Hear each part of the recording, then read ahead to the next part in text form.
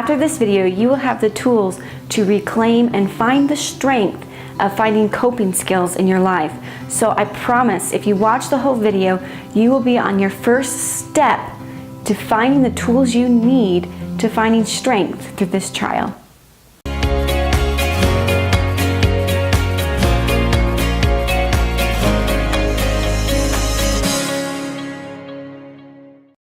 Okay, coping with your trials.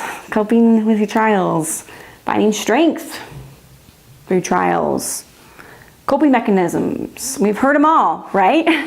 We've heard them all. We've heard, and you probably heard them from me. You know, you're supposed to meditate. You're supposed to take time for yourself. You're supposed to make sure you find peace and validate your emotions. But really, let's get down to the meat and greedy of really finding that inner strength for you individually. What you may be doing is different than what I'm doing. But today, through this video, we're going to talk about 5 steps that I believe will help you cope and find strength through this trial of divorce. First and foremost, you guys, you have to realize that you're actually in pain. So the first one is recognize your pain.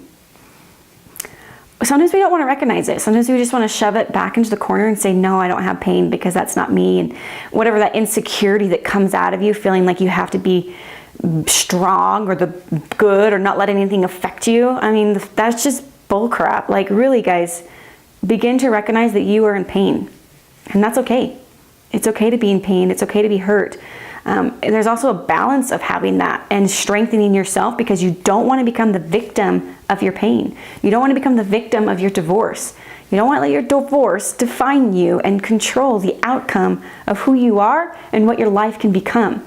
So when we're looking at our pain, we have to look at it in a spectrum of, yes, I'm going to accept that I'm in pain. I don't always have to be strong, but no, I'm not going to become a victim because of my pain. So you've got kind of 2 little wings here that you've got to be thinking about and how you're going to overcome this and cope with it. So the hardest thing, you guys, is accepting what is. And that's part of your coping skills. You have to have an ability to accept what is in order to cope with it. So I want you to think for a minute. What's your pain? What are you hurt from specifically? And if you need to understand that more, I have a video on how to find communication skills within yourself and having a good relationship with you, and really discovering where that pain comes from, comes through communication with yourself and understanding who you are. This divorce is going to be a huge, painful rebirth process. And if you don't have that ability to acknowledge what's in front of you, you're going to drown. And you're going to be overcome with emotions and not know how to handle them. So you have to handle them as they come. So today, what's painful for you? To be patient with your open wound of pain, and to realize that you do control the healing of this process, but you don't control the timing of this process. You can control how you put the bandage on, how often you're going to clean it, how long you're going to stay in bed, and how long you're going to give that time, what you're going to do to give that time to heal, but you can't control the time process. I mean, I keep thinking that I'm over this and I'm going to be okay and I can move on and I'm ready to get out there in the new world that I'm creating. And then I realize that I'm not, because I have some emotions and feelings that I have to work through, and I have to be able to find that coping mechanism that helps me with that.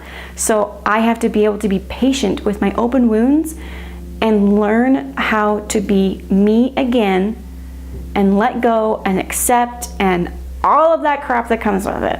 Number 3, find specific coping mechanisms. Me, I go running. I love to run, and I don't know if you're familiar with Joel Osteen. He is amazing. I listen to him when I run, and that gives me some amazing strength in realizing that I can do this and that this is in my life for a reason and that I must press forward, because if I don't press forward, I'm going to regret it. So finding strength through my divorce, I have to find that positivity in making sure that I can keep going. Whether that's finding a motivational speaker that day just to listen to when I don't want to get out of bed or when I'm just sad. Whether it's finding a book and forcing myself to read it and then realizing how much I relate to the person writing the book, because you really don't realize that even if you haven't gone through a divorce, people can still relate to you and how you cope with your trials. So don't feel like you're a victim in this, and don't feel like that you're alone in how you feel, because there's many people out there who go through the same thoughts, feelings, and emotions and have the same coping skills as well. Number 4, so now you're like going through this wave of emotions and thought process and everything that you have, you really have to make sure that you find joy in every day. So, I mean, I don't care. It can either like be something you plan to find joy in, or it's at the end of the day that you really sit down and you figure out what brought you joy that day. So like yesterday, I think that one of my joys was the fact that I didn't really have dinner. I kind of had like pumpkin pie, rice, and cheese and crackers. Like it wasn't like really a meal, but it was my ability to control what I wanted to do, and I was okay with that. And other days it may be, you know, that I can sit down and make a video for you guys, and I can sit down and ponder and think. I love to research topics and how to really overcome and understand myself. So engorge yourself in a whole bunch of topics of research. And you know, you can binge watch all my videos and see how that helps. I don't know, it could help, you never know.